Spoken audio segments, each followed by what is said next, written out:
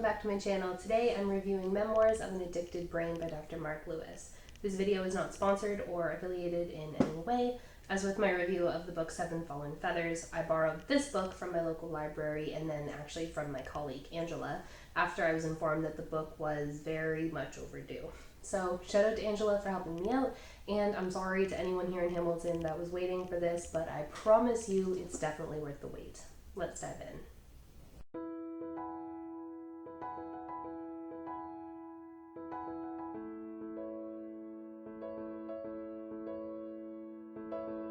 So the full title of the book, and if we just pause for a side note, is it just me, or does nonfiction always tend to have really long titles? Like, everyone calls it one title, but it actually has a whole other sentence after it. Does anyone actually know why that is? Let me know in the comments if you do. Anyway, rant aside, the full title of the book is Memoirs of an Addicted Brain. A neuroscientist examines his former life on drugs. It's written by Marc Lewis, a developmental neuroscientist and professor of developmental psychology. He's also another Canadian, although he's currently teaching in the Netherlands. Instead of doing my own little summary of the book, I'm going to borrow the last half of the synopsis on the paperback version here, because quite frankly, it does a better version of it than I probably could. So in Memoirs of an Addicted Brain, he applies his professional expertise to a study of his former self, using the story of his own journey through addiction to tell the universal story of addictions of every kind. He describes the neurobiological effects of a variety of powerful drugs and shows how they speak to the brain, itself designed to seek rewards and soothe pain in its own language. And he illuminates how craving overtakes the nervous system, sculpting a synaptic network dedicated to one goal, more, at the expense of everything else.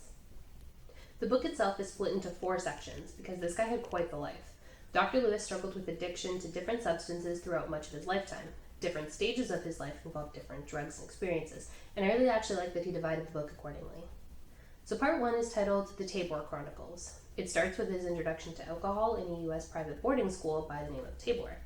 Right from the first page, you get this really rich narrative experience. So if you're looking for just a factual book about the neurological effects of drugs or experiencing them, this one is not it for you. The more you read, the more you can relate to Dr. Lewis, because he doesn't just discuss circumstances at the end of the result. It's not, I was bullied, so I felt bad, and so I turned to alcohol. No.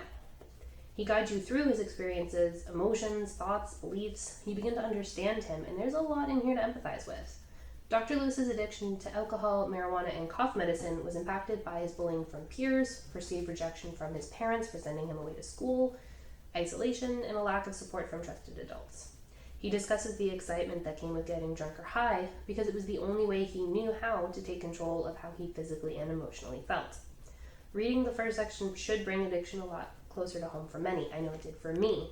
In a recent study, 47% of parents reported their children being a victim of bullying, and we know that number could potentially be much higher due to underreporting.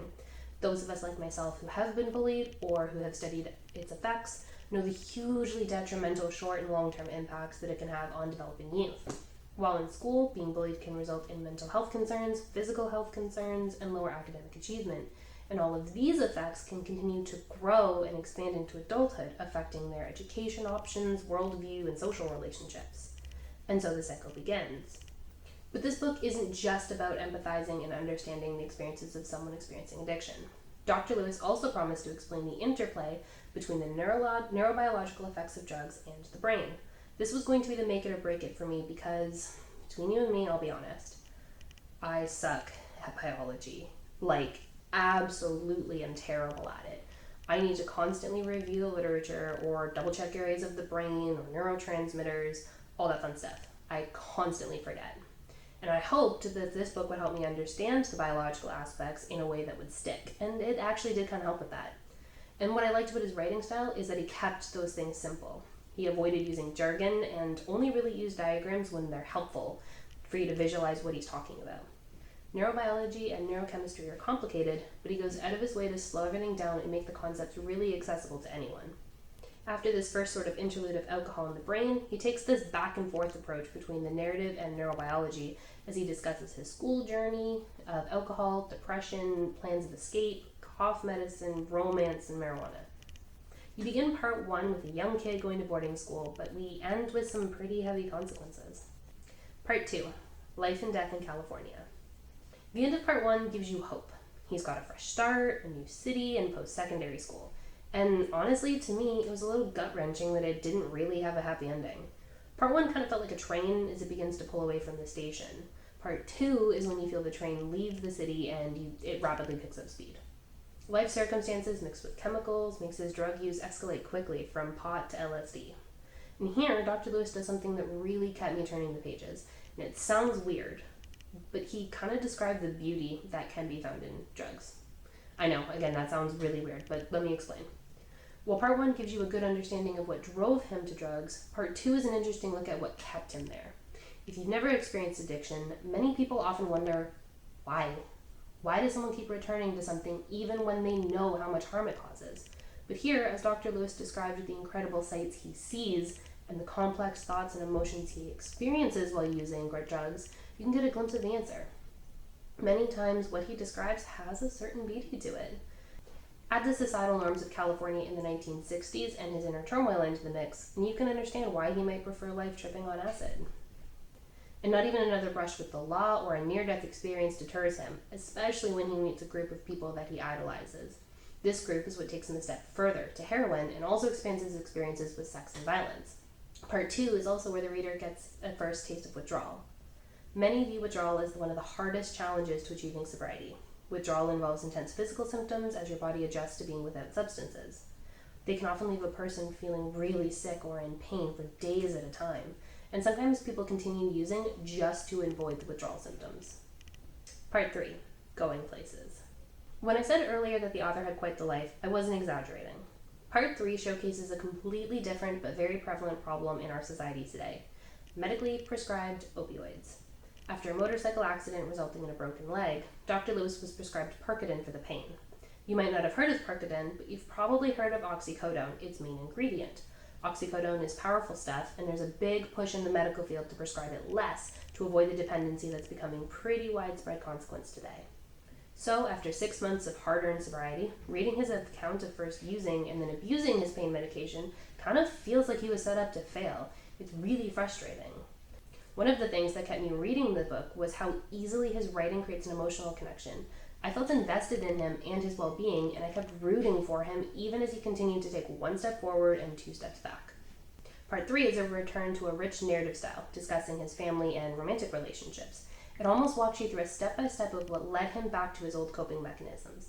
As Dr. Gabor Mate says, addictions begin in pain and end in pain. So the question is not why the addiction, but why the pain. Dr. Lewis's attempts at sobriety only address the substances themselves, but does nothing to work on healing the interpersonal challenges he experiences or his depression. In a way, as you read, it almost feels inevitable that he starts using drugs again. But how he obtains them still feels like a surprise, and the book continually shocks you, going in a direction that you don't really expect. At least it did for me. Part 4. In Sickness and in Health. If there's a quote to summarize Part 4, it would be the first line in Chapter 14.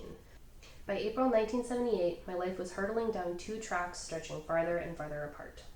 Part 4 is the end of the ride, the last big flips in the roller coaster before it returns to the station, leaving me feeling faintly confused. It's a story of successes and failures and of consequences and considerations. But ultimately, it leaves you with hope. And for me, I distinctly remember closing the epilogue feeling proud of him.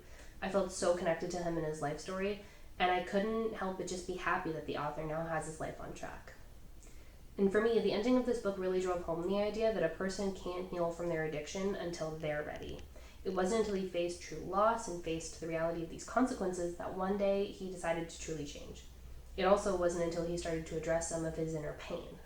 It's something I've seen time and time again in my professional work. Sometimes one day it just clicks and the person is ready. Then the road to recovery can truly start. So I really hope you enjoyed my review of Memoirs of an Addicted Brain. I hope you found some of the concepts I discussed interesting or insightful. If you did, be sure to give this video a like. If you've read the book before or are going to, let me know your reading experience in the comments down below. And don't forget to subscribe and hit that bell button so you don't miss a single one of my videos. I post here each and every week. Take care, y'all.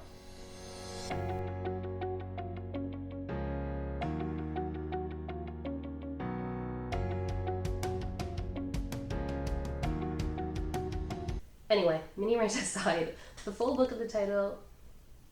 Alright.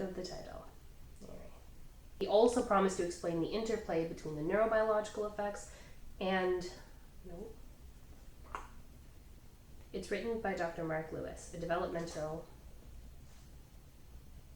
It's written by Dr. Marc Lewis, wow.